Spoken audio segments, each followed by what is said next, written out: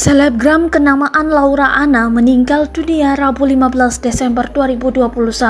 Hal tersebut pertama kali disampaikan artis Nikita Mirzani melalui akun Instagramnya. Ia mengunggah foto WhatsApp Laura Anna yang menjadikan foto mereka berdua sebagai profil.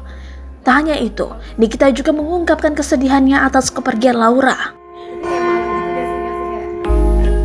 Banyak yang masih meragukan kabar dari Nikita Mirzani yang mengunggah postingan di akun Instagram @nikitamirzani_mawardi_172 hingga akhirnya kakak dari Laura Anna, Greta Iren, membenarkan kabar kepergian sang adik. Telah berpulang adik saya tercinta Edinyi Laura Anna jam 9:20 waktu Indonesia Barat. Mohon dimaafkan jika adik saya ada kesalahan semasa hidupnya. Terima kasih. Tulis singkat akun Instagram @GretaIRN beberapa menit setelah postingan Nikita Mirzani.